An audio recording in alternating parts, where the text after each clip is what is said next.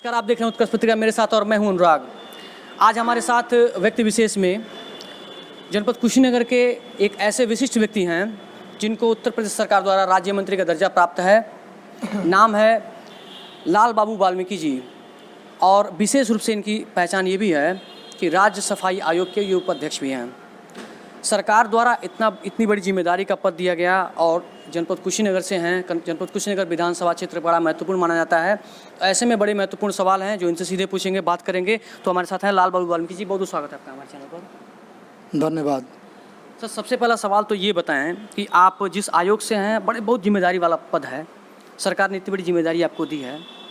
इतने वर्षों में जो आपको सरकार ने जिम्मेदारी दी, किस तरीके से आप काम करते हैं और कितनी चुनौतियाँ है इस काम करने में? उत्तर प्रदेश सरकार के यशस्वी मुख्यमंत्री परम पूज्य योगी आदित्यनाथ महाराज और भारत सरकार के यशस्वी प्रधानमंत्री नरेंद्र दामोदर दास मोदी के नेतृत्व में जो स्वच्छ भारत मिशन का सपना है, उसी के कड़ी में मुझे उत्तर प्रदेश का राज्य सफाई आयोग का उपाध्यक्ष मनोनीत किया गया है।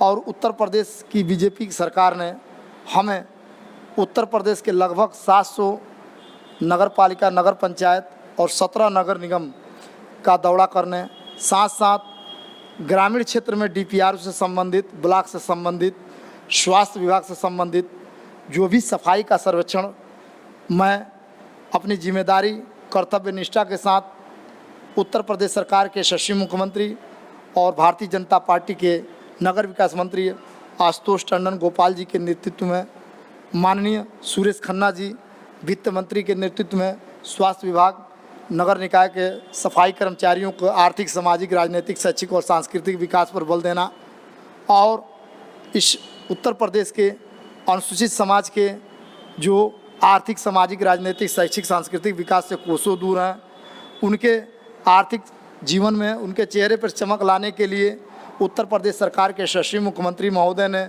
हमें यह जिम्मेदारी राज्य सफाई आयोग का उपाध्यक्ष का पद मनोनीत करके पूरे प्रदेश का सर्वेक्षण कराया जा रहा है।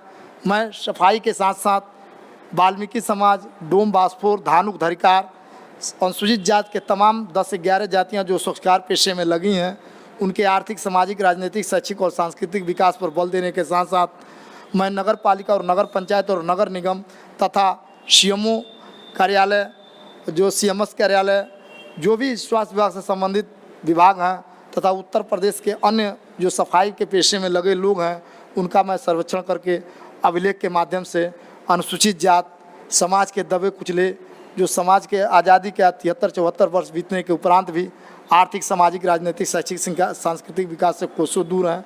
हमारे उत्तर प्रदेश सरकार के यशस्वी मुख्यमंत्री महोदय ने जिस तरह खाद्यान्न घोटाला सपा बसपा की सरकार और कांग्रेस की सरकार ने इस देश और प्रदेश का जो भी गरीबों का, जनता का इनकम टैक्स और सेल टैक्स का पैसा था, उस पर काफ़ी जो है शोषण करने का काम किया है। और मैं सपा बसपा और कांग्रेस को चुनौती देना चाहता हूं कि हमारी सरकार, उत्तर प्रदेश सरकार के यशस्वी मुख्यमंत्री महोदय कोरोना महामारी में 24 आवर्स जो रात दिन गरीबों, मजलूमों, चाहे वो उत्तर प्रदेश सरकार के सभी जाति, सभी धर्म, सभी वर्ग के लोगों के लिए जो कोरोना महामारी में हमारे उत्तर प्रदेश सरकार के यशस्वी मुख्यमंत्री ने 24 आवर्स काम किया है। आपको बीच में रोकना चाहेंगे। आपने बोला कि आपकी सरकार दबे कुचलों, बास्फोड़ और अनुसूचित जाति के जो विभिन्न वर्ग के लोग हैं उनके लिए काम कर रही है। तो सर, आपकी सरकार और पूर्ववर्ती सरकार में क्या अंतर है? आज तक उनका विकास तो अभी तक नहीं हुआ उनका। सर, मैं आपको ये संज्ञान में लाना चाहूँगा कि दलितों को जो बेटी है मायावती, वो दलित की नहीं, दौलत की बेटी है। और हमारे उत्तर प्रदेश सरकार के यशस्वी मुख्यमंत्री परम पूज्य योगी आदित्यनाथ महाराज मुसहर जात के लोगों का जो खाद्यान्न घोटाला सपा और बसपा और कांग्रेस की सरकार करती थी, उसको जो है कि सरकारी दुकानों पर राशन की जो है वितरण की जो दुकानें हैं, उस पर कंप्यूटर मशीन लगाकर खाद्यान्न घोटालों को रोकने का काम किए हैं। और उत्तर प्रदेश के सीमांत किसानों को 1 लाख रुपये तक का जो है, हमको जो है लाल बाबू वाल्मीकि को स्वच्छकार जातियों के आर्थिक, सामाजिक, राजनीतिक, शैक्षिक, सांस्कृतिक विकास देने के साथ साथ इसलिए लगाया गया है कि नगर निकायों में जो सफाई के पेशे में लगे लोग हैं, वो सफाई का सर्वेक्षण करिए और अभिलेख के माध्यम से उत्तर प्रदेश सरकार तथा नगर विकास मंत्रालय को पत्र के माध्यम से मैं अभिलेख के माध्यम से रिपोर्ट अपनी प्रस्तुत कर रहा हूँ। अच्छा, 22 का चुनाव कितना महत्वपूर्ण होने वाला है, क्योंकि विधानसभा जो तैयारियां हैं, प्रत्येक जो है जो पार्टियां हैं, चाहे सपा हो, बसपा हो, कांग्रेस हो, भाजपा की भी पार्टी तैयारी में लगी हुई है, आपकी सरकार है राज्य में भी, केंद्र में भी, कितना महत्वपूर्ण है, कितनी चुनौतियां हैं आपके सामने? देखिए, कांग्रेस पार्टी जो है वह पूरे देश का, पूरे प्रदेश में 60 साल तक गरीबों, दलितों, किसानों, नौजवानों, छात्रों, मजदूरों, शोषितों और वंचितों का आर्थिक, राजनीतिक, सामाजिक शोषण किया है। और सपा के सरकार में कई जगह सांप्रदायिक दंगे हुए। हमारे उत्तर प्रदेश सरकार के यशस्वी मुख्यमंत्री परम पूज्य योगी आदित्यनाथ की महाराज की जो भी सरकार बनी है, उत्तर प्रदेश में कोई भी दंगा नहीं हुआ है। हमारी सरकार उत्तर प्रदेश तथा भारत के यशस्वी प्रधानमंत्री नरेंद्र दामोदर दास मोदी ने समाज के कोरोना महामारी में समाज के कमज़ोर जो पटरी दुकानदार व्यवसायी हैं, उनको रोजगार बैंक के माध्यम से 10,000 तक ऋण देने का उन्होंने प्रावधान चलाया। महंगाई पे सर बात करेंगे? महंगाई तो हमारी सरकार कंट्रोल कर रही है। सपा और बसपा कांग्रेस की सरकार में महंगाई थी। हमारी सरकार तो रात दिन 24 आवर्स किसान, नौजवान, मजदूर, शोषित, वंचित, गरीब, दलित समाज के सभी वर्गों को आर्थिक, सामाजिक, राजनीतिक, शैक्षिक और सांस्कृतिक विकास पर बल दे रही है। सर, पेट्रोल के दाम महंगे हो गए, खाने वाले तेल के दाम महंगे हो गए, सब्जियों के दाम महंगे हैं, पेट्रोल के दाम होने से ट्रांसपोर्टेशन तो महंगा हो ही गया है। हर मुद्दे पे सर महंगाई है, इस बात को मानिए। सरकार ने भी इस बात को कहीं ना कहीं माना है। अलग बात है कि किसी मुद्दे पे सरकार इसको घुमा फिरा के जवाब देती है, लेकिन आपको नहीं लगता सर एक आम जनता की जो तकलीफ़ें हैं महंगाई से, उसको कम करना चाहिए सरकार को? हमारी सरकार में कोई महंगाई नहीं है।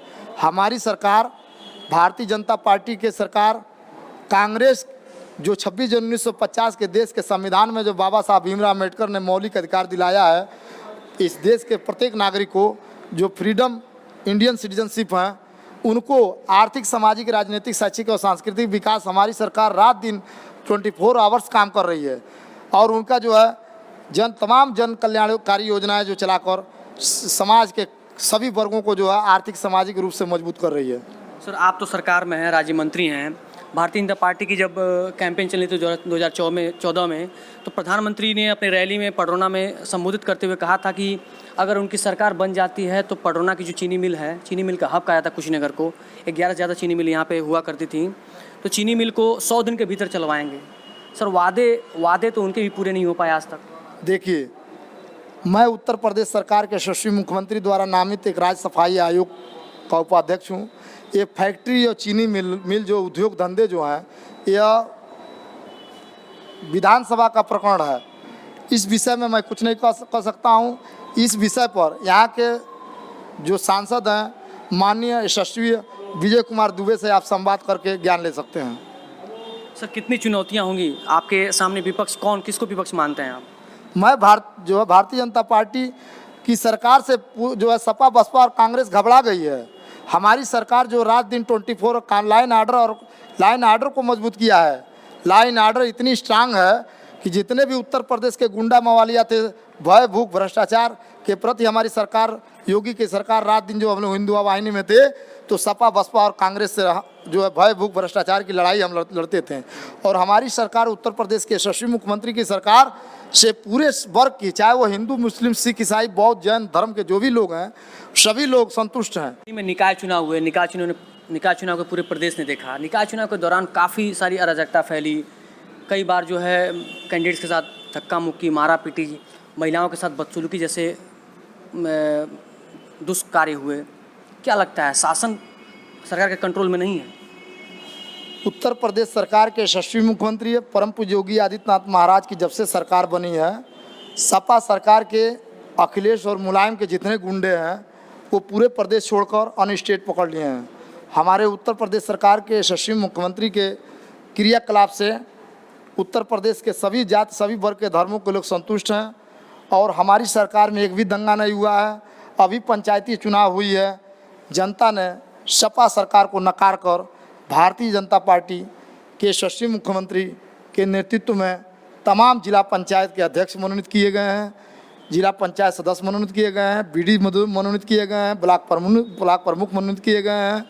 और हमारी सरकार जो भारतीय संविधान के तमाम अनुच्छेद में जो धाराएं संलग्न हैं, उसी को कड़ी में रखते हुए कानून व्यवस्था, लाइन आर्डर को हमारी सरकार स्ट्रांग कर रही है। जो सर, पंचायती चुनाव में देखा गया कि जिला पंचायत और जो सदस्य थे वो ज़्यादातर सपा समर्थित जीते। फिर क्या गड़बड़ी हो गई सपा से, या क्या ऐसी उपलब्धि आपने हासिल कर ली कि सारे अध्यक्ष आपके जीत गए? देखिए, हमारी भारतीय जनता पार्टी का जो कार्यभार है, जो इसका क्रियाकलाप है, जो संवैधानिक रूप से हमारी सरकार काम कर रही है, हम जो भी कार्य हमारी सरकार कर रही है वैध तरीके से कर रही है, अवैध तरीके से कोई भी काम नहीं है। सपा और कांग्रेस और बसपा ने इस पूरे देश के या पूरे जनता को जो है लूटने का काम किया है। हमारी जब से सरकार आई है, भारतीय जनता पार्टी के यशस्वी मुख्यमंत्री है परम पूज्य योगी आदित्यनाथ महाराज की सरकार, और भारतीय जनता पार्टी के यशस्वी प्रधानमंत्री है नरेंद्र दामोदर दास मोदी ने अभी गरीबों के लिए खाद्यान्न योजना के अंतर्गत तमाम ऐसी योजना चलाए हैं जो दीपावली तक समाज के दबे कुचले लोग जो गरीबी रेखा के नीचे जीवन यापन कर रहे हैं उनको फ्री अनाज दिया जा रहा है। हमारी सरकार में बिजली भी कम से कम 20 घंटा जनता को मिल रही है।